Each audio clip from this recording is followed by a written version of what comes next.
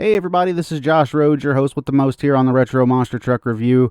First things first, though, we got to take care of a little bit of business. We had another unfortunate passing in the monster truck racing world, and that, of course, was of Rich Hoosier, former driver of Bigfoot and television personality back in the early 90s as far as monster truck racing goes. And I got to tell you, that one kind of hit pretty close to home for me, because as many of you have listened to the Minneapolis 88 episode, that was one of the shows that was recorded on a VHS that I could watch and keep up on, and it got repeated over and over and over again. I made a lengthy social media post on Facebook and Instagram about it on our Retro MT review pages, so if you would like to read what I wrote, go right ahead. But we here at the Retro Monster Truck Review would like to extend our condolences to the family of Rich Hoosier, as well as his extended family over at Bigfoot 4x4. And we are going to begin today's show with a moment of silence for one of the best to ever lace up the boots and come out and drive in the monster truck racing world, Mr. Rich Hoosier.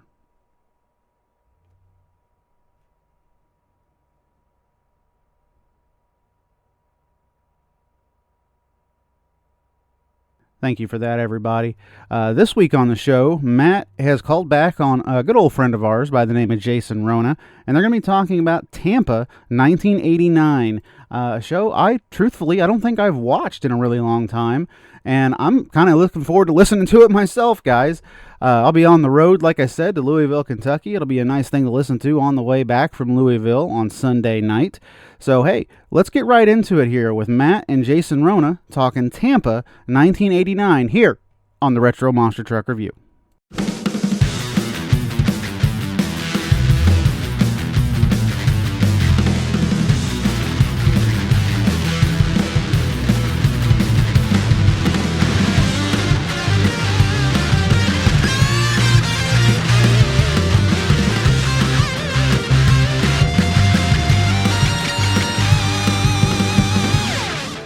Welcome again, everybody, to another episode of the Retro Monster Truck Review. Matt Stoltz here, hosting again in place of Josh Rhodes, who's still out on the road with Monster Jams. So this week, we've got back here with us Mr. Jason Rouna from JConcepts. How we doing today, Jason? Doing well. Great day here in Florida, and we're going to talk a little bit about monster trucks. Monster trucks in Florida. You're in Florida. You were at this show, weren't you? Yes, I was actually there. I believe I was there 86 through 92 is, I think, the years that I made it there. So had a pretty good run at Tampa Stadium, and I always used to try to either call Bigfoot to figure out what truck was going to be there or which driver. Sometimes it was successful to know what was going to go on, and other times they didn't know. So at the time, so yeah, I always tried to call in and figure out what was going on. So I try to be prepared. You got on the fax distribution list back then for the old Bigfoot team with their schedule. We are talking Tampa 1989. This is January 14th in Tampa Stadium, as Jason mentioned, and this is the 5th annual Super Bowl of Motorsports inside of Tampa Stadium. Now, again, January 14th, the recording that we're watching is from Mr. Bones on YouTube, and the air date of that show was August 22nd, 1989, based on the sports updates and the scores that we have here kind of toward the end of the show. I'm not sure if that's the original air date, but that's the air date that got captured for this recording. An attendance of 62,000 people reported in the local Tampa newspapers. Tampa, always one of the strong markets for U.S. Hot Rod back in the day and even through to today. One of those shows that they always talk about selling out and having just a huge crowds. Jason, what was it like to be a part of those big crowds back then? Well, I used to obviously go with my parents, and I remember my dad would always be super annoyed with the traffic and how many people were there. And, you know, the debate always was, would you leave early to beat the traffic, right? And all the stuff that you would expect to hear from your parents. I definitely heard it go into this, and it was packed. There was so many people there. It felt like a sellout all those years, and it was hard to do anything. I mean, it really was difficult to park and figure out where you were going to go and how you were going to leave. And It's one thing to handle 20,000 people, but when you got 60, 70,000 people, and everybody's got to go through and I guess we weren't scanning our tickets. Maybe you're punching your ticket, or I forget how they did it back then. But it was a process. But then you try to get there early, of course, because there was either, the year before that they put the trucks outside, so anybody could go look at them outside, and That's cool. And then I think they started putting them inside in the later years. But yeah, that was I remember '87. Bigfoot 4 was just up outside with the brand new '87 body. Rich Hoosier was driving, and it was just outside, and you could go and take whatever angles, whatever photos you wanted, and you could see him from outside the stadium, so people would drive by and kind of figure out what was going on. And I remember one of the years they had Bigfoot at a Ford dealer right down the road. So a lot of good marketing in those days, before internet, of course. And but yeah, it was a packed show, and it always felt like for us it was cold because it was January. So kind of looking back here, it doesn't look like everyone's dressed super warm in this video, but I just remember these shows I was being cold. 65 for you guys is probably cold down there. We're used to standing in line for a couple hours in the freezing snow and ice to get into those Pittsburgh shows. And man, I could see why the people came out in droves, because we're talking, Central Florida here in Tampa. And this is one of the big shows for US Hot Rod. This is a marquee event. Again, 62,000 people. If you want to get some information on Tampa Stadium, the old Sombrero, check out our 1991 episode here on the Retro Monster Truck Review in the archives. Josh and I went through some of the history of the stadium and the teams that played there and all that stuff. So I'm not going to rehash all of that. But we're watching the US Hot Rod Mud and Monster Truck Spectacular, which is the name of the TV show, hosted by Brett Kepner and Shelly Herman. And I got to tell you, Jason, the theme song for this show is kind of like an earworm for me.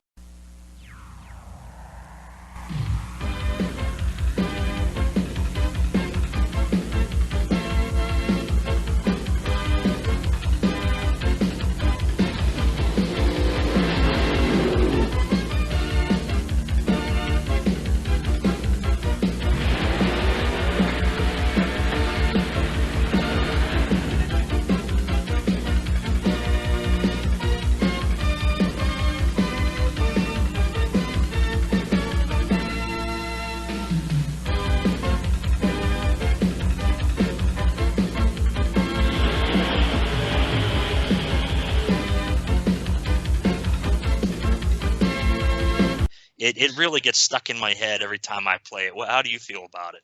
Oh yeah, absolutely. They had their own own music, own theme going on here, and then they kind of crash into Brett Kepner, and he always give a great intro, and he's got this really long microphone that they used in these days, and then Shelly Herman, who was just, I don't know, I always kind of felt a little out of place to me, but it's not that she didn't know anything, but it just felt like, she just wasn't quite as good as Brett, of course. But I think they were trying to go with that balance of views and angles, and it worked. Yeah, Shelly, jumped in whenever she could. Sometimes it was hard to get a word in edgewise, it seemed, for her commentary there, but you'll hear her a little bit in the audio here throughout the show. Our lineup for Monster Trucks, we've got, a pretty strong lineup for the time. We've got Pony Express with Tommy Bryant driving the Mustang there. Thumper with Clint Dadgett. Outlaw 35 going to make a rare TV appearance with Kenny Feewox. Bigfoot 6, the superstar, coming into town with Ken Kelling. Virginia Giants got Deal Wilson behind the wheel. The new Chi-Town Hustler with Kevin Dabney. He's close to home there in Florida. And then we've got two of our big monster tanks. We've got the Car Killer with Butch Lowe, and then the red number 2 Virginia Beach Beast driven by Donnie Kessel. A strong lineup, and our rubber-tired monster truck winner is going to go up against the winner of the tank shootout. Yeah, so, this was during that era, I guess. I don't know what it was, about 88 to 90-ish, where they were kind of introducing the track vehicles or tanks, and it was popular to put the winner of each division together at the end. And I was kind of like that. I was a little afraid of it at the beginning because I didn't want the tanks to beat the trucks. I kind of thought that would be bad for the business. Even being a kid, I didn't think that the tanks were the future was. I always thought the rubber tired trucks were the better attraction, and I didn't want to see them get beat. But I think as the trucks held their own, or the rubber tired trucks held their own and won most of the time, I guess, I think it became it felt right. Yeah, they always kind of build it as these tanks were kind of invading the space of the monster trucks. They were this new hot thing. But in reality, the winning record, probably a good 80% of the time, went to those rubber-tired monster trucks. So part of it, I'm sure, was just kind of build up for show. But some of those tanks, especially in those later couple years, really got to be faster and a little bit lighter, and they became more competitive. And it's a shame that they didn't get to take off any further beyond that. They kind of, withered away starting in 1990 as the Camel Point series kind of took things over for US Hot Rod. And they had tanks still as kind of an exhibition at some of the events, but they didn't do the same structured format because now they had the points and the prize money to go after. So that kind of shot the tanks in the foot, I feel, from the show perspective, because they kind of lost their place in the program. Yeah, and I think it was kind of fun. To me, it was a fun era when you had both, and I think it was another attraction for the people. And the tanks they could really tear stuff up and really kind of got that destruction side of it. They had that down, the destruction part of it. And so then they got faster, like you said. They got lighter. Then you went to dual engines like the Bigfoot Fast Tracks, and then other vehicles that were in that same category. Then they got really scary fast, competitive with the Stage 2 trucks, to where they were almost maybe a little bit favored at times. One of the instances where you would want a monster truck or one of these tanks is in that traffic jam you mentioned, heading into the show. And we kind of start this show off with footage of a massive traffic jam. They say 5 miles in length to get to the Tampa Stadium for this event. Brett and Shelley are on the floor explaining that a year ago, Tom Martin set the first sub 2-second run for a 100-foot course here in Tampa in the mud racing division. We're going to play some of that audio right here. Over 5 miles of traffic, of race fans waiting to get into Tampa, Florida's Tampa Stadium for one of the quickest, fastest, biggest, and most prestigious U.S. Hot Rod Association Championship Motorsports events of the year. Ready to kick things off in 1989. Coming back from the commercial, we get right into the monster truck racing side of the program. We are actually going to do qualifying here in Tampa. And this, from what I can recall, in terms of like a competitive monster truck side-by-side racing event, it's one of the first events that they had to do this qualifying format for, and it's cool. It gets the fans another chance to see the trucks out there in action. Yeah, I liked it. As a spectator, I kind of felt like that's why I was there. I wanted to see the trucks run. They had the mud pit or mud pits next in between the crushed cars, and I really liked this track setup. I thought this was a really neat track, especially for the Stage 2 trucks. I'm kind of a sucker for the 2 stacks of cars, and usually a little ramp in front of them. I kind of like that arrangement, and they had that here in 89, and I believe in 90 they ran a similar setup. They ran the other direction though in the stadium, but yeah. Yeah, they did kind of switch directions a couple times, it seems, through that history in Tampa. This one here in 1989, we've started off with a kind of a short straight shoot from the end of the track to that first set of cars, and that first jump is 7 cars, and that includes a gap after that first car where they kind of filled in some dirt. I don't know if they just didn't have enough cars or if they purposely put that there to make the trucks kind of try to hammer over that first set of cars. And then you go into no man's land through the center of the stadium, and then a 9-car jump. And from what I can tell, Jason, it looks like that finish line's at the end of the 7th car because they're laying down the finish line right as these 2 trucks in our first heat are going to go up to qualify. Yeah, you can see the powder there or whatever they were using, as you mentioned, kind of going through the mud pits and then going right up against the inside of the car lanes. First heat up for qualifying going to be Pony Express versus Thumper. We get a head-on shot here of Pony Express, and what I think is kind of interesting here is the way that they have the cars set up, Jason. They've got the cars like alternated in terms of how they're oriented in the stack. Normally you'd put all the hoods in line and all the trunks in line, but they did them opposing here, and it really makes it look like it's going to be difficult for the trucks to get over because, you know, they're going to kind of be walking back and forth across the roofs of these cars. Yeah, I wonder if that was something they were trying, or they felt like once they got crushed, it was more of an equal footing when you're rolling from, basically you have a big tire over one rear section of a car and then rolling to the next rear section of a car.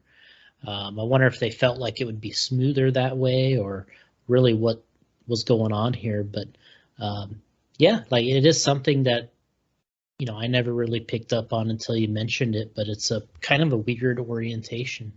It certainly doesn't look like they did it by accident. I mean, they're perfectly alternated every other car facing the other direction there. So it's just something I found kind of interesting. And the starting line seems to kind of be a generalization here for this show. They kind of back the trucks all the way up to the grass in this first line up here and in this first heat, because they're just kind of backing them up, and then they stop. And we see the both lanes from that end zone again, and we see that track worker kind of laying down that finish line right at the very last minute. Show director telling the guy, hey, go get that flower down so we have a finish line to time off of.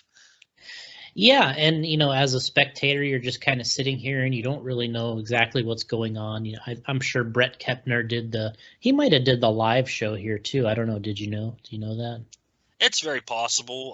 One of the larger events, they may have even had a dual crew doing maybe the tractor pulling and then the mud racing.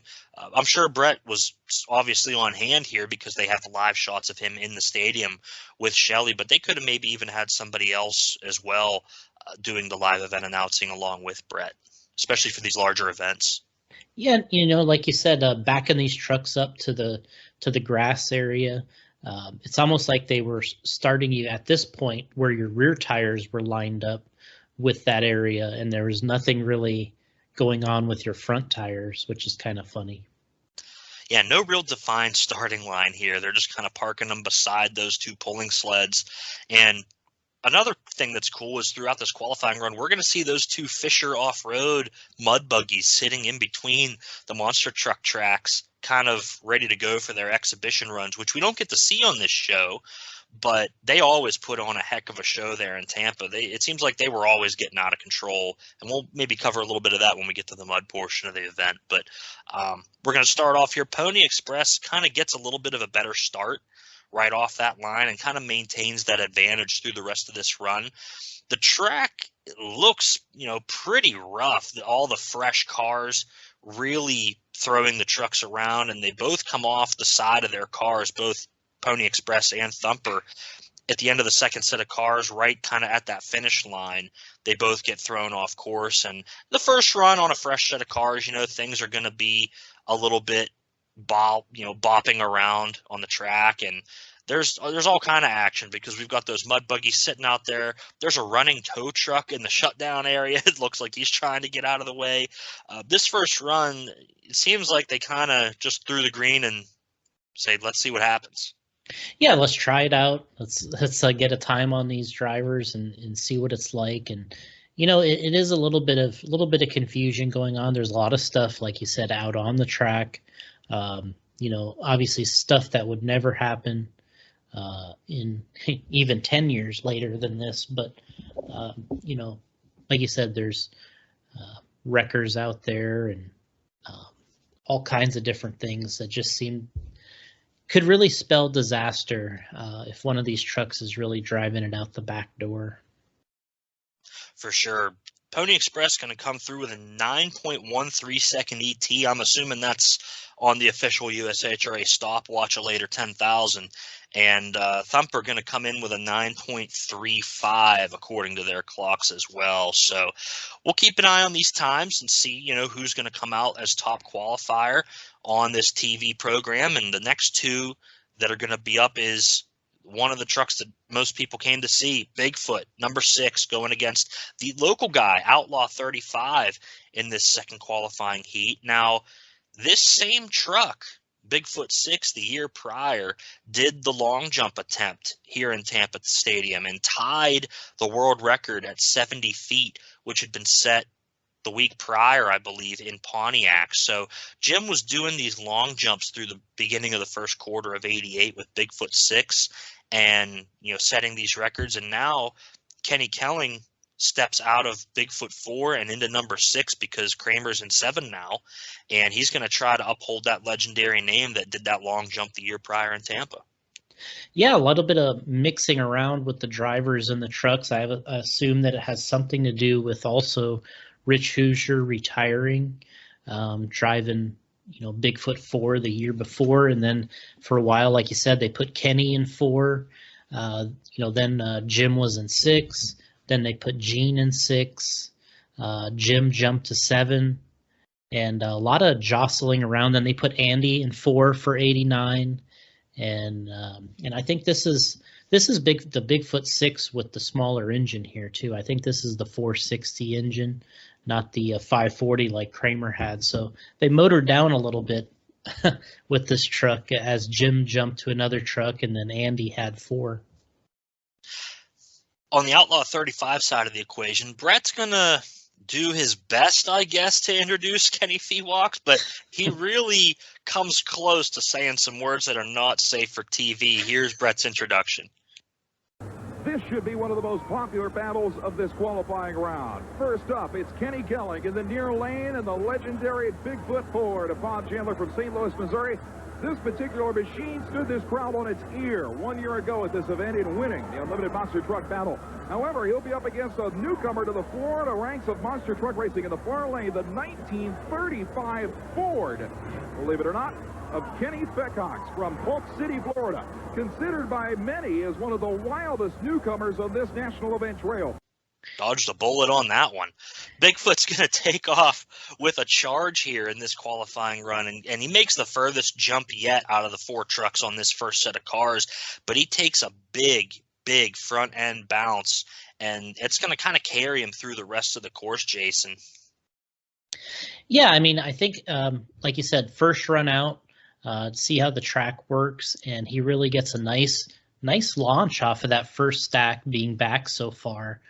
Gets a good run at the first set of cars, but I think hitting that second stack becomes the issue for most trucks here because they're getting such a run at that first one that landing and driving through no man's land becomes the difficult part of this whole course. For sure. They're not used to kind of getting this much speed that early in a run in a stadium show like this. Outlaw 35 puts in a pretty good run for an older short wheelbase truck, but Bigfoot's just too tough to handle here. The low angle replay going to show all those flash bulbs going off on that first jump when Kenny hits the loud pedal over that first jump. And that's really something that I miss at shows with all the, digital cameras and all the cell phone stuff that we have now. Look at that shower of flash bulbs as Kenny goes over that first set of cars. That's just something you don't see anymore. Yeah, it's beautiful, and especially when you're there and you're seeing these things, it shows you how many spectators brought cameras back then for this type of thing. And as people have brought up online several times, there's got to be more and more photos out there than we've ever known or seen, because you just look at the light bulbs in these things. There's got to be, just hundreds of thousands of photos we've never seen. Oh, for sure. Out of all the people here taking pictures, somebody still has to have them somewhere. So if you've got pictures from this show or any show back in the day, hop on the old USHRA Facebook page, Monster Trucks Then and Now, any of the Facebook groups. Share that stuff. We all love to see it. Bigfoot's going to take the fast run so far here in qualifying, 8.49 seconds. Outlaw 35 doesn't quite make it to the finish line on the first attempt. We see on his replay that he kind of gets on that second set of cars crooked. That breaks the front tie rod, and he kind of has to stop and I'm guessing, back up or come across the line in some fashion to come up through with a 20.13 second time.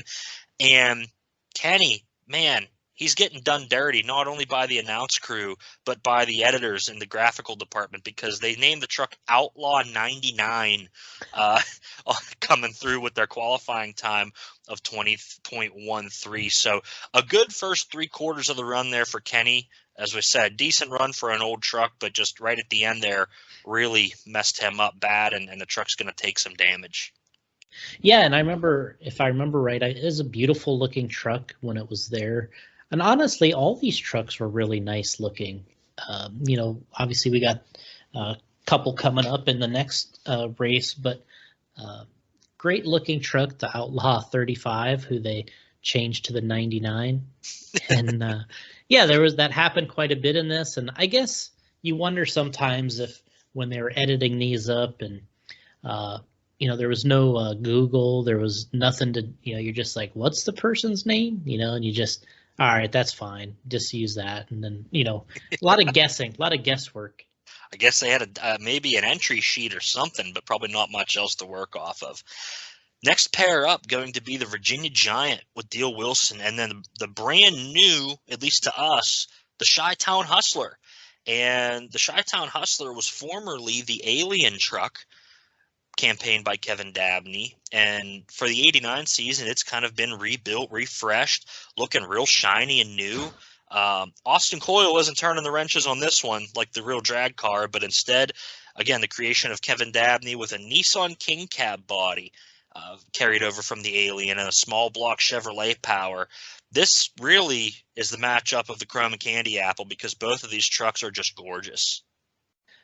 Exactly, yeah, and that's what I meant earlier, is a lot of beautiful trucks in this, and that Chi-Town Hustler, that red, like you said, candy red, just beautiful. The truck looked great. It was shining.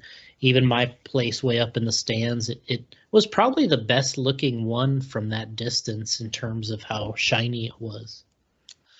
Man, both of these trucks just looking so good. Dale Wilson, of course, running a body shop as his primary business at the time. That truck is always going to be in tip-top shape. And then the fresh, brand new Chi-Town Hustler, even the tires are shined up on that thing heading to the starting line. So we get a good launch here. We see the Virginia Giant take off from the line. But we can hear the other lane, what's happening going on through, as we see the small block just screaming in the Chi-Town Hustler. We're going to play the audio from this run so that you can just hear the RPMs out of this truck. This incredible $125,000 Ford, the Virginia Giant, is so popular in the Eastern Seaboard. But he will be up against a brand new piece of equipment, getting ready to fire up in the near lane. Kevin Dabney out of Tampa, Florida, another veteran monster truck campaigner with the brand new Chi-Town Hustler. Airborne for both machines. Dabney sideways, but still with the advantage. The Chi-Town Hustler machine almost sideways, and that one was too close to call.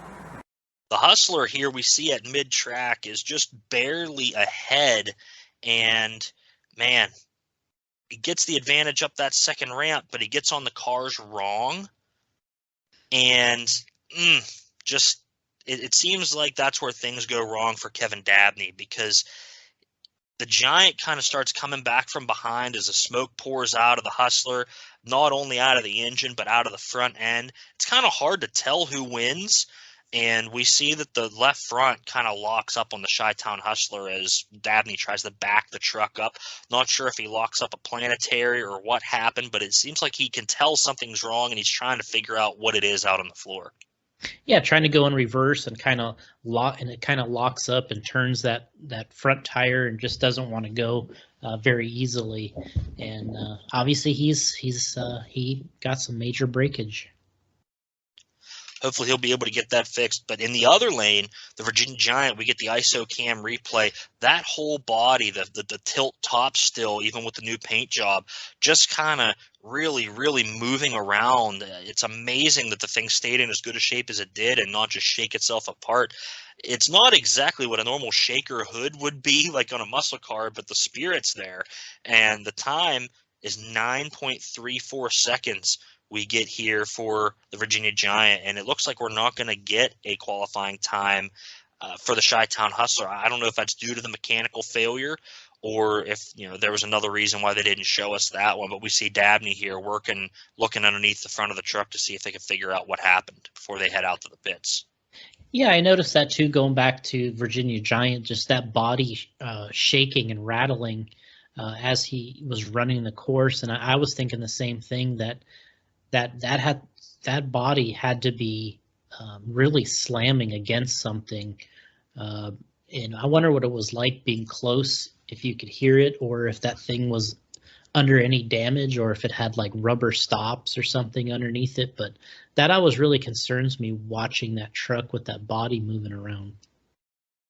Another one that always used to freak me out was the Hercules truck with Larry Turra, because his whole entire body with the interior and everything lifted up on that truck, and he would hit the cars and that body and everything would just slam down onto the frame, and it was really, really scary at some point. So those flip top bodies, we miss them, but I'm sure they were a little bit sketchy at some time, especially during those exhibition and racing runs.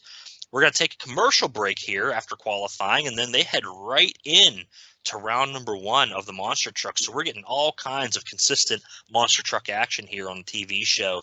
And the first matchup is going to be Bigfoot versus the Virginia Giant. And the trucks we see here are parked maybe just a little bit closer to that first set of cars here for this run. The Fisher buggies are still sitting there waiting to make their runs, so they must have had a pretty quick turnaround here from qualifying into round number 1. Yeah, they obviously moved the trucks up a bit here, and who knows why they did that, but maybe they figured that they were going to start lining them up from the front of the trucks instead of the rear, however they were doing it before. And like you said, yeah, those buggies still sitting there in the center of the track, like nothing had ran there yet, and they were kind of going through qualifying, running some monster trucks, and they must have took a long break from the monsters after this in the real show.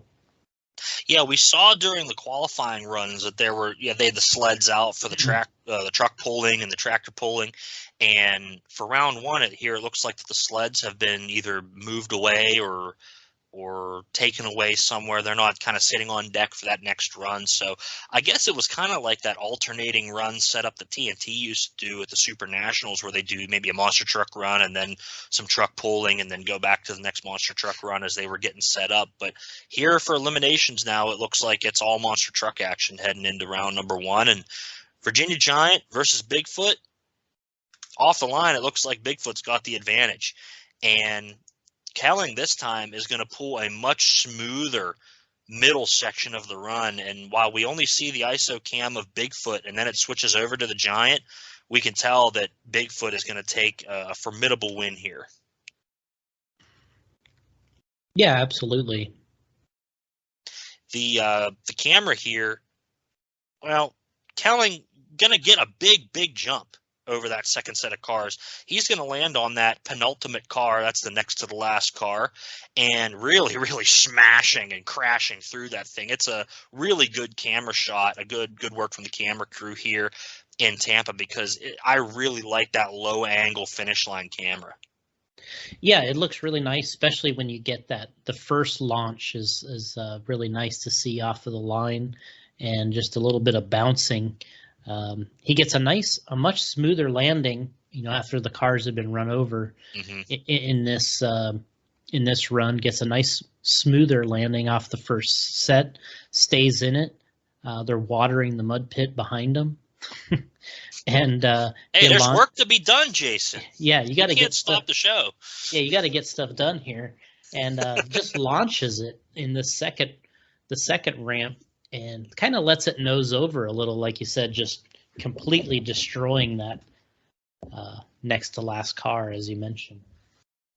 We don't get a whole lot of video footage here of the Giant, other than that first initial overhead shot, and then right at the finish line they kind of show him going over his set of cars. But Bigfoot takes a 7.43 ET. That's the quickest run of the event so far. Next pair up in round number 1 going to be Pony Express versus, well, nobody. The Outlaw 35 not able to return from that damage, and rather than just putt over the cars, Bryant makes what I'd call a good, smooth, like 70% run. Just kind of gets over the cars good, puts on a little bit of a show, doesn't completely, just piddle over the cars like they usually would do in TNT for a bye run. So he's giving the crowd a show still, getting some action in front of the fans. This will move the Pony Express into the semis against Bigfoot with an 8.49 second run. A nice smooth run, but that's pretty quick. That ties Bigfoot's qualifying time, Jason. Yeah, I mean, according to their time here, like you said, he did a 70% run and still came in with a really good time, faster than anybody else other than Bigfoot at that point, right? Yeah. So Pony Express going to move on, and the next matchup going to be Thumper versus the Chi-Town Hustler. I love Thumper. I don't know why, but always since I was a kid, I just thought it was a cool name for a monster truck. There wasn't a lot of green trucks back then, and one of the books that I had was Monstrous Trucks, written by Bill Holder, and Thumper is featured prominently in it, and a couple big photo spreads. And so Thumper was a truck I always knew growing up, even though it didn't really get a whole lot of TV time. And we have a lot of Florida trucks here. Thumper, the Chi-Town Hustler, Outlaw 35, all these guys are kind of local, regional to that Florida area. Yeah, not far away here at all. And I think, even I saw in the earlier days they had, the All-American truck and, the Eagle, I think. And yeah, those Spiker trucks. Yeah, they would come out to this Tampa show, years before. And so they had a lot of local talent in the area. And surprisingly, none of those trucks here in 1989, maybe they were not really geared towards doing this type of event, but Thumper seems to be getting the job done. And as you mentioned, it's very rare. There was a green truck in the business back then, and it was another Ford, and just a cool truck. And it definitely looked good. It was very popular. I remember, back then they would announce where these teams or drivers were from, and they would get the big local applause. The Thumper truck had cool artwork too, and I mean, how can you not get behind a truck where the mascot and the character on the side is just a car-crushing bunny rabbit? I mean, that's just something you gotta love for all ages. Yeah, it's fun for all ages. The bunny jumping monster truck. Yeah, it's definitely a unique little mascot, but it worked. The good news for the fans is the Chi-Town Hustler was able to get fixed and come back for this round 1 action to face the Thumper truck, so that we're not going to see another bye run. Brett says that Thumper is campaigned by Clint and his brother Earl Dadgett. However, Clint is actually Earl's son, and Clint's very, very young at this point, kind of starting out in his career. He would go on to drive Thumper 2 the following season on the Camel Tour, especially a lot of those southeastern events. So Clint kind of getting his start here in the old truck, and he really pushes that old truck pretty hard, because even though the Hustler gets a better start in that far lane, he kind of comes off the side of the cars on the landing, and that allows Clint and that Thumper truck to catch up as we switch to an ISO shot of the Hustler, and the truck just not lined up straight for that second set of cars. Dabney launching to the right, smoke billowing from that rear-mounted small block engine, and the truck bounces onto the ground. And a little bit of confusion here, because we see the camera switch to Thumper. it's declared that Daphne will automatically go on to the semifinal round is the words that we get out of Brett here. Now, in the other lane replay, we see that Clint didn't really get up the second ramp very well either and kind of missed that left front tire on the 2-and-2 rule, if it was even a thing back then. I don't think they were being that strict with US Hot Rod. Even so, they both would have had a penalty in that case, so that kind of washes out. At the end of that Thumper replay, though, we find out that Dadgett will be the one moving on to the semifinals with an 8.90 second time. I'm not sure if this is due to being a fast loser or if he moved on due to Chi-Town Hustler not being able to come back. We didn't really see who actually won the race, but we kind of get some confusion here in who's actually going to move on to that next round. Yeah, it's definitely confusing, just a lot of conflicting information going on here. But it's interesting that I've always felt like in a lot of these older days of the monster trucks here that they would attack that first set knowing that it was going to be difficult to hit that second set correctly, instead of, maybe coming off a little easier in the first and then, going for it all in the second set. It was interesting how they would attack these courses. I always kind of felt like it would be important to get that second one right. And, if you had to do a little come from behind, at least you weren't DQing yourself. Oh, that's what the Texas Toy was in town for when he came racing. He always was the one that came from behind and always seemed to be there right at the finish. So I agree, though. These guys are really pushing it hard over that first set of cars. And it really is getting them messed up in terms of lining up for that second set. And the course, even though it's smoothing out, it's still pretty choppy because there's not a huge amount of space for the trucks to settle down between the cars. And with the leaf springs, they're still kind of bouncing through that mid-range a good bit. Now, vehicles, we don't have to worry about bouncing too much. The terrorizing tanks, they're up next. We've got the Virginia Beach Beast, Chevy Blazer in the all red form here, which I think might have been its only TV appearance with that scheme. And then the Car Killer, which is a Ford Ranger. So obviously that's the one I'm pulling for. Both of these are M4 based tank trucks. And this is the second Virginia Beach Beast driven by Donnie Kessel. And Donnie would later go on, of course, to work for the Bigfoot team. Yeah, Donnie was a big crew guy and then drove the fast tracks quite a bit. As Andy's crew guy on TNT there, I believe, for all of 90, right? Yeah, for a good portion of it anyway. He was, very instrumental in keeping that Bigfoot 8 running every week on the TNT tour and, during the ban at other events as well. And then he was also involved, I'm sure, with the tank connection as well. I'm not sure if that's why they brought him in initially, because Fast Tracks they kind of already had working by this time. But I'm sure having a multifaceted skill set with both the trucks and the tanks is certainly something that benefited Donnie and getting him onto that Bigfoot team. Yeah, I kind of thought what was surprising to me at this point is I always kind of I guess I kind of thought that the Virginia Beach Beast was kind of like the Bigfoot of the tank trucks. Like one of the first ones, if not the first one. And then I thought it was going to always be like the top competitor. But it seemed like once other trucks kind of got out there, especially like this Car Killer and others, that it wasn't really the fast one anymore and just kind of slipped down the ranking a little bit, it seemed like. Yeah, they had that thing geared real low, and I think that's something with the twin engines in Bigfoot Fast Tracks, and then, of course, you've got Full Metal Jacket, which was a little bit of a smaller tank, and Track Attack that was a little bit smaller. The M84-based tank trucks and that had the torsion bar suspension really took that class to a new level. I think Track Attack and Full Metal Jacket were both lighter than Bigfoot Fast Tracks by a good margin, but Fast Tracks had those dual 460 engines and always had a good driver behind the sticks as well. So Bigfoot Fast Track's going to come out on top its fair share of races, even despite the weight disadvantage. Yeah, and it was neat to see these two trucks. I thought the Car Killer was the better looking truck, especially with that Ranger body. I know Brett's calling it a Bronco, I think, in this episode, but I think it's actually a Ford Ranger. But I thought it was the better looking truck. It kind of had like a little Virginia giant-ish kind of flair to it, and it was a good looking tank truck.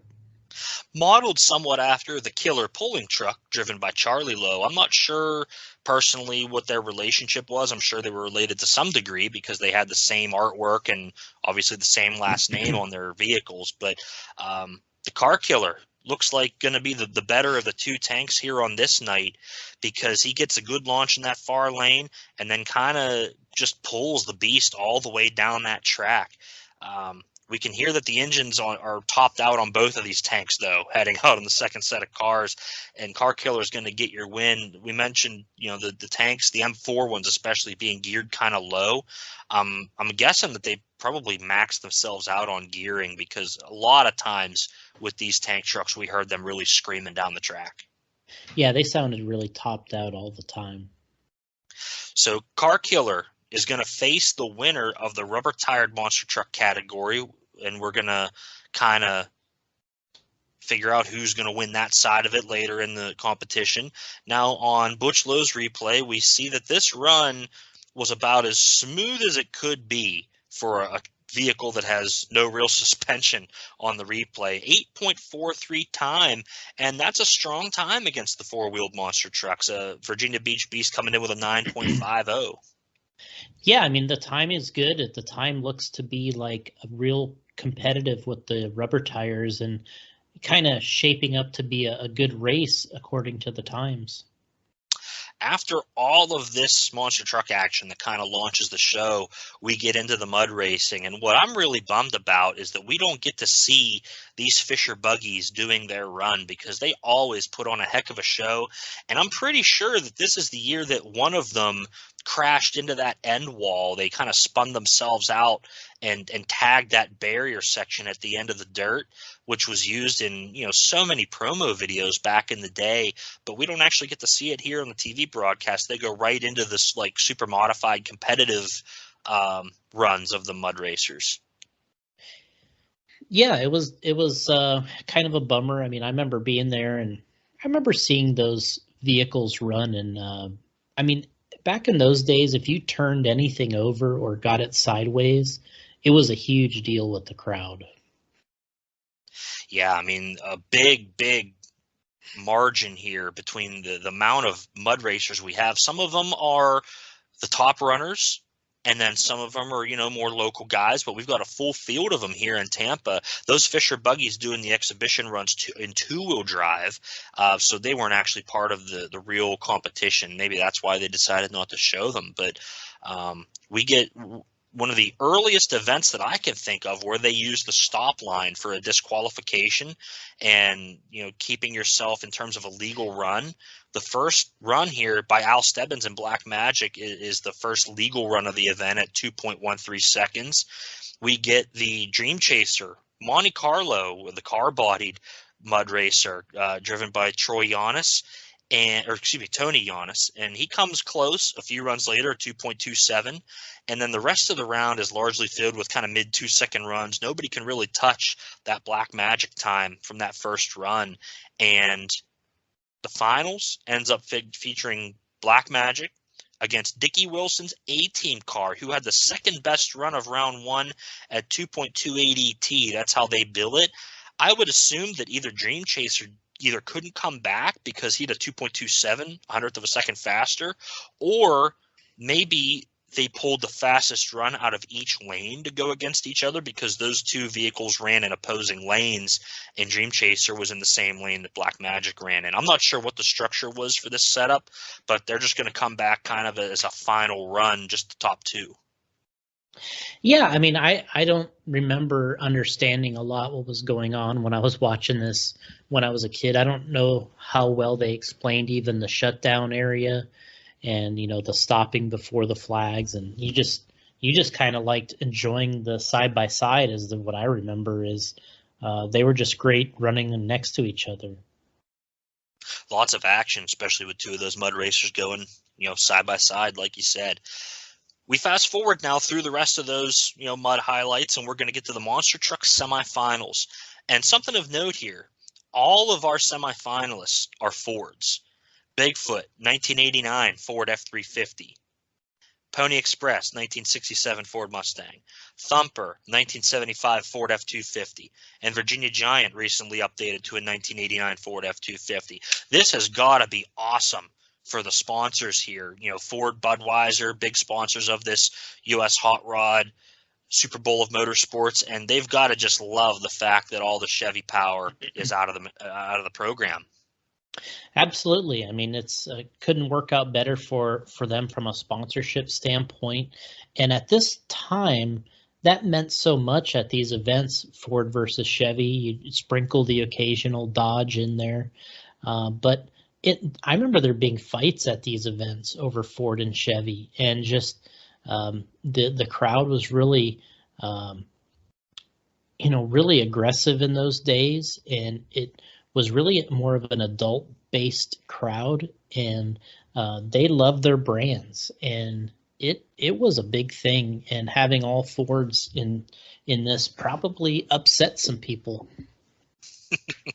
Yeah, definitely a different crowd back then compared to what it is now. You know, you being a kid back then, and I even remember, being a kid and not seeing as many kids back then as I do now at the shows. There was always kids, of course, especially ones like myself that kind of, wanted their parents to go to the show with them because that was the only way to get there.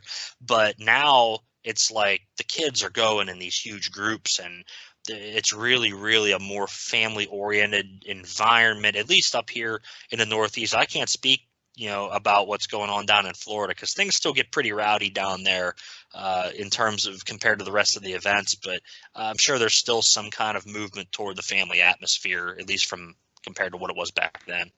Yeah, I mean, I think absolutely the sport in general is, back then it was what it was, and they worked around it. And I think as they learned more in the business, they've kind of started to cater the business around what they want their crowd to be, and vice versa. Whereas back then, they didn't know what they really had. They would just announce that they were going to have these events, and the stadiums would fill up, and they just probably thought it was great. But they kind of went from the product being what it was, kind of running the show, to where they were kind of now where you're kind to manipulate the product around what you think is going to be popular, because the sales a lot better now, and there's always an angle that you're working, as opposed to, I think back then they weren't really probably as sharp to the business as they are, 30 plus years later. Yeah, 33 years. They've got it pretty well dialed in now, it seems, at least from the U.S. Hot Rod perspective. Bigfoot and Pony Express, our first semifinal matchup, and Shelley says that for Ford fans, this is monster truck heaven. Now, what's interesting here is that Tommy Bryant absolutely drills Kenny on the line. Big hole shot for the Pony Express, and he kind of leads Bigfoot over that first set of cars.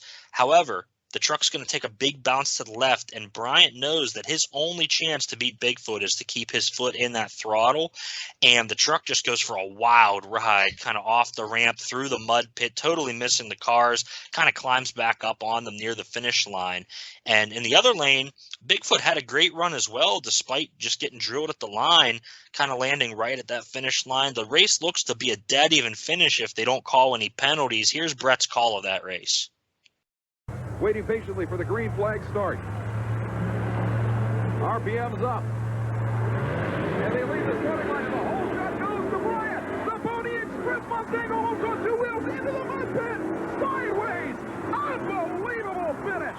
Too close to call at this point. Absolutely unbelievable effort for Tommy Bryant and the Pony Express. Shelley got the whole shot. He was ahead all the way until the machine went sideways into the mud pit. What a ride. That's the wildest ride we've seen this evening.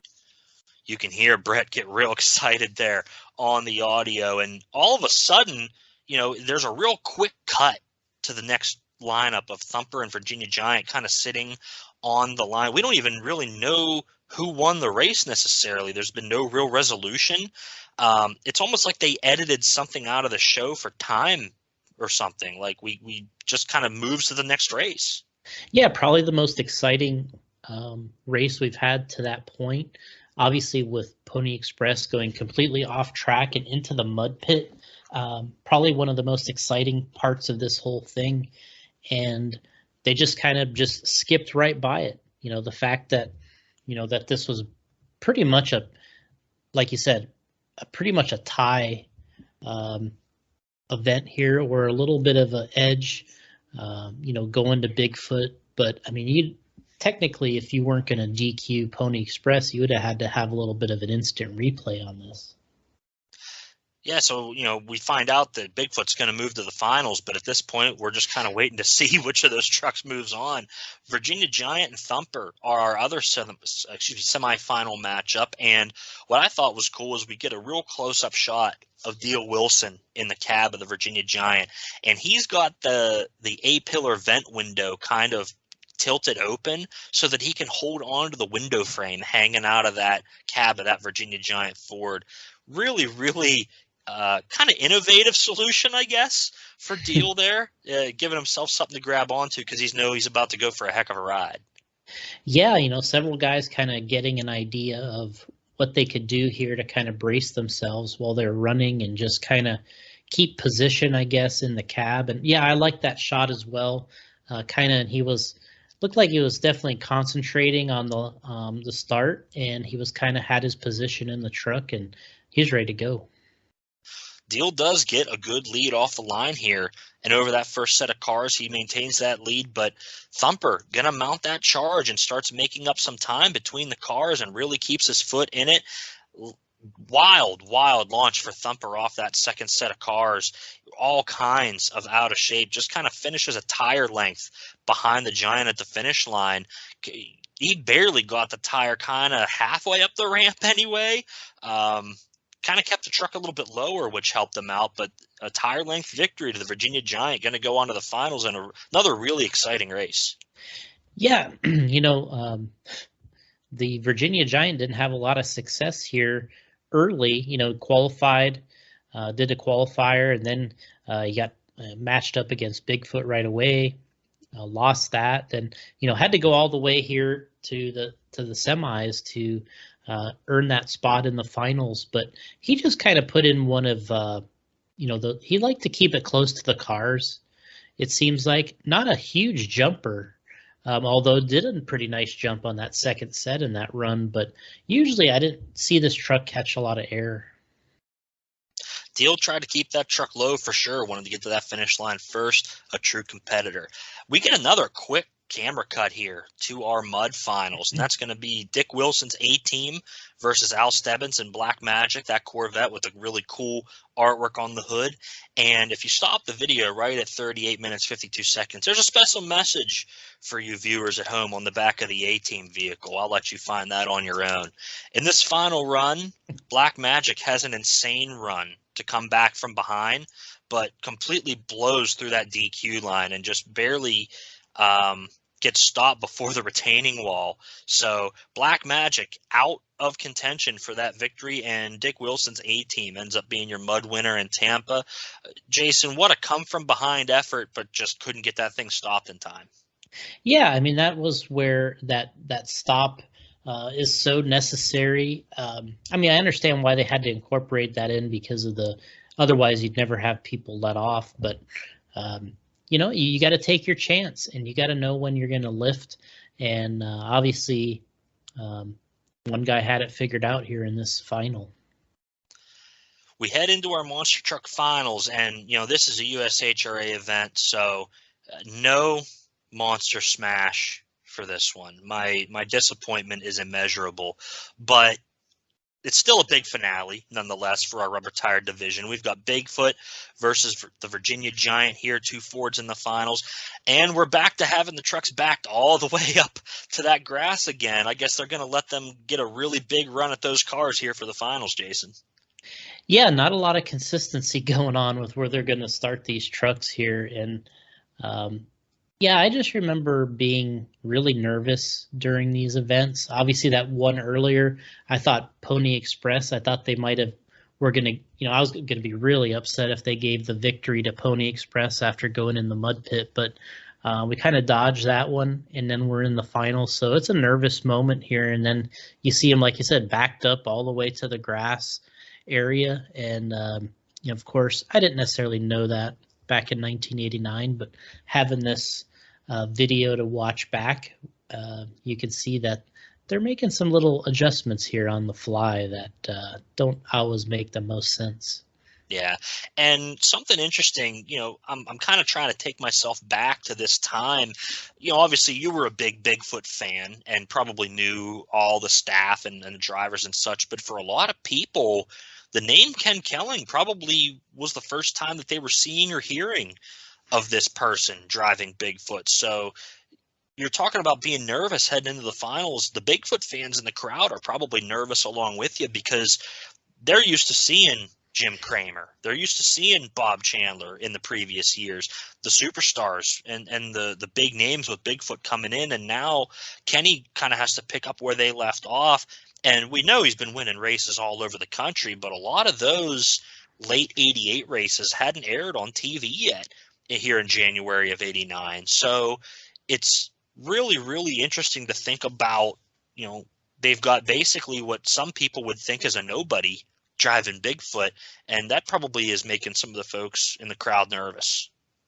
Yeah, I think I remember when they announced the driver. First you see the truck and you think, oh, this is Bigfoot 6. It's probably going to be Jim Kramer. And then, they announced that it's Ken Kelling. And like you said, not a lot of people knew who he was, although he had been around longer, if not longer than anybody in that business, been driving a bunch of different trucks and didn't really know if he was going to be able to get the job done the way some of these other drivers in the truck did. But, I started gaining some confidence after seeing the qualifiers and the couple rounds that obviously he was able to get the job done, and he definitely wasn't a rookie. Oh, certainly not. Yeah, Kenny had been with the team for many years, and those of us who had the small arena markets knew Kenny because he toured with Bigfoot 1 and I'm sure a good bit with Bigfoot 2 as well, doing a lot of those arena car crushes and the mud runs,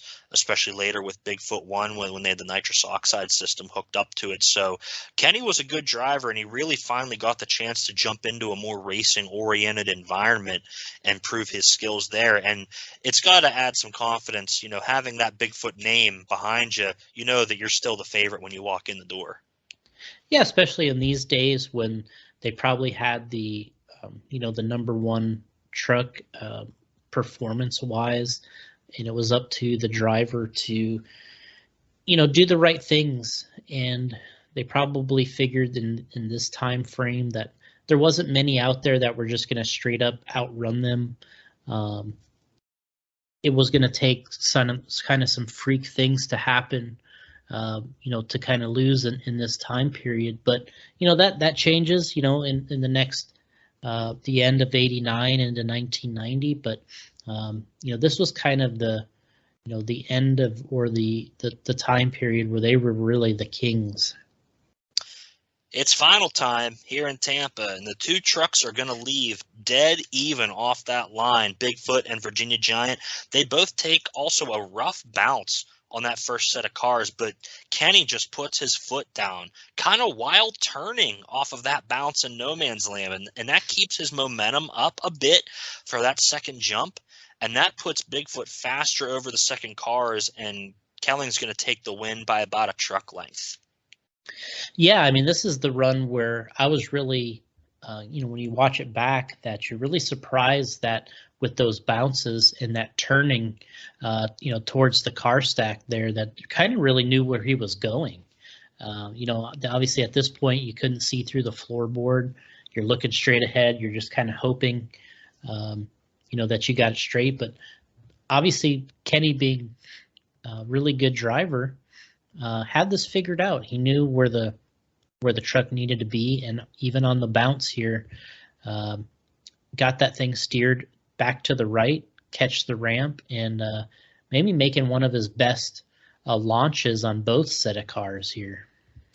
Virginia Giant we see in the far lane doesn't really gain much speed through the middle of the track, and he kind of, I don't want to say limps over that second set of cars, but he doesn't get the big sky shot Bigfoot does, and I think that's the difference here in terms of the power and really committing to that second jump. And we see in this left lane that Bigfoot's last jump was a nasty one. I counted 6 bounces off the front end as Kelling works to get that truck stopped before the barriers. The times are 8.21 to 9.17 for Bigfoot and Virginia Giant respectively, and Bigfoot going to take the rubber tire crown here in Tampa. But the work for Kenny Kelling is not over yet, because he backs Bigfoot right back up to the line to go against Butch Lowe and the Car Killer in the truck versus tank showdown. Now, Jason, you feel like the work's got to be about half done, but there's still this big showdown to go.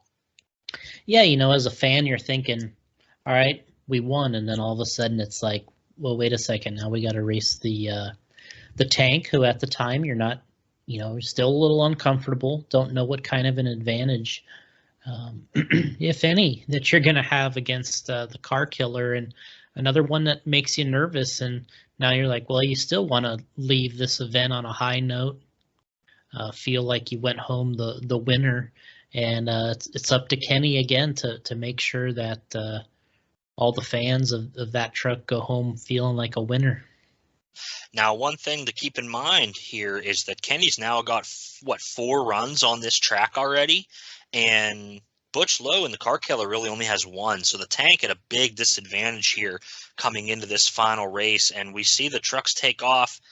Boy, Bigfoot has it all right off the line. Kelling opens up 2 truck lengths just over that first set of cars, and he just keeps the hammer down. And on that second jump, Bigfoot lands hard on the right side of the cars, rebounds really hard over onto those right side 2 tires. Here's Brett's call of that race. And this is the battle the crowd is here to see. The final Monster Truck Championship dash of the evening for the overall title. Shelley Herman, it will be Bigfoot against a local Ford tank truck, Butch Lowe's Car Killer. I really like to see these 2 types of vehicles compete against each other. They're both so fast, they're both so good, and so different, but yet their times can be within fractions of a second of each other. That's true. You're looking at a 23,000-pound Army M4 tank chassis with a brand-new Ford Bronco body on top, a supercharged Ford power plant in the rear, and here is the 4-wheel king, Bigfoot. The problems for the tank, and Bigfoot and Kenny Kelling take it going away. Whoa! Bigfoot just about going over on 2 wheels. Absolutely incredibly hard landing for Kenny Kelling in the victory, but still an amazing job by the team driver from St. Louis as he defeats the Car Killer tank of Butch Lowe, and for the 2nd year in a row wins the Super Bowl of motorsports in an incredible drive to the finish line. Brett getting pretty excited there for Bigfoot over the finish line. And Kenny really does a good job here to pull out of this situation, getting back on the throttle and kind of steering into it. Shelley says that she hasn't seen Bigfoot this reckless since ever. Yeah, I mean, she had to drop in a comment there, and she's probably right. At that time, they were very smooth drivers, and they did what they had to do to win. But it seemed like guys like Kramer had the green light a little more than everybody else. But it looks like Kenny's got the same green light here that everybody else did in this race, because he definitely sent it on that second stack really good. But came off the right and bicycled it over to where we got the big scream from Brett. He was concerned for him. He was. Kelling going to get out, wave to the crowd, and kind of head his way out of the arena with Bigfoot 6. And I love the flag mounted on the roll bar. I love that look. I know some people hate it. I like it on the bedside too, there on the tailgate. But Bigfoot, especially number 6 with that roll bar mounted flag, just screams top peak Bigfoot to me.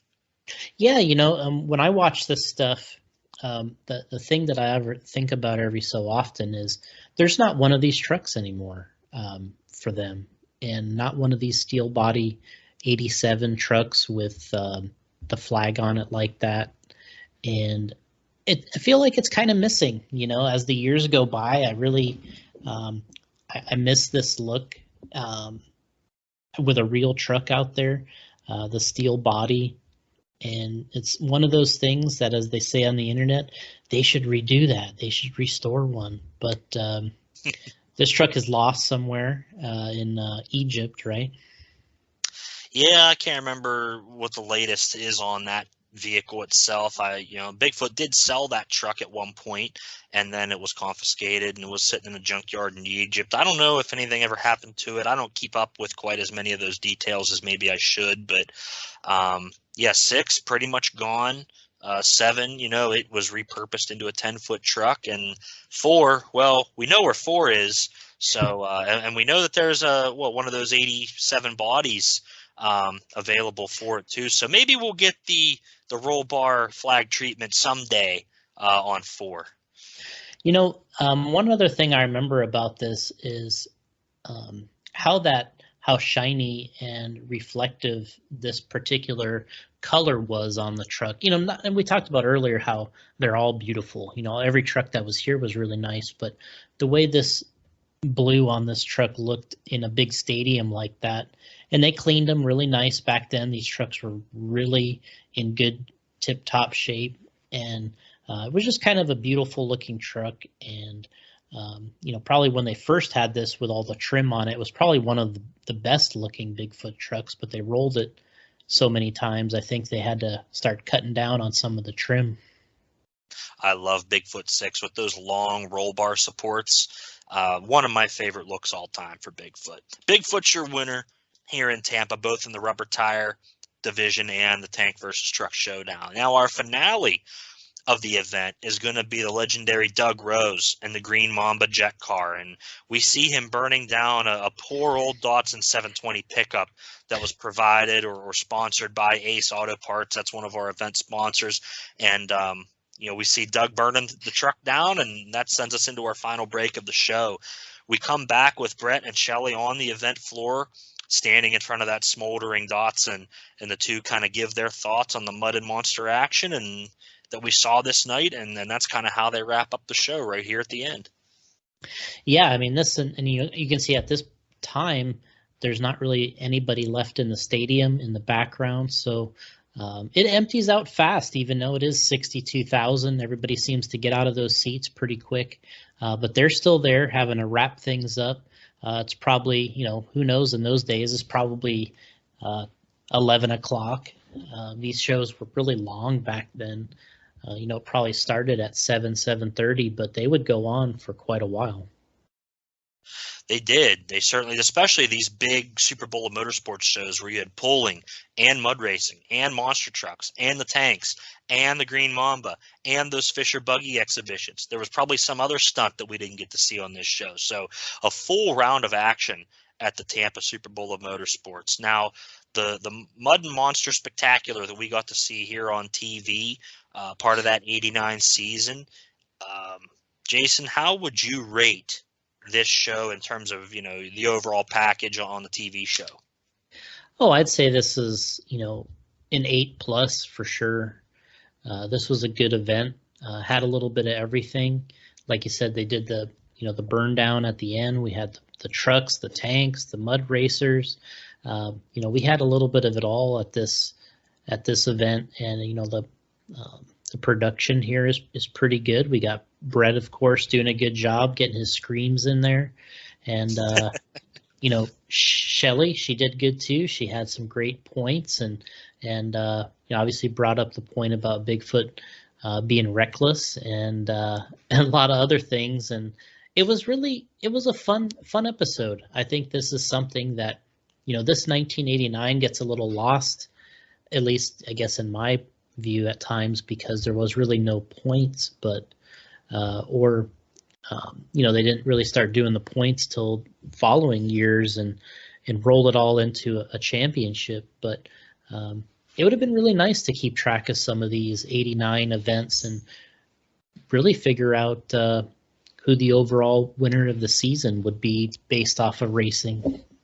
Yeah, and they did do a point series for the mud racing in 89. We just didn't get it for the monster truck side. And they kind of geared up a little bit for the 1990 season in the fall, where they started really doing some of the event formats that we would see in 1990.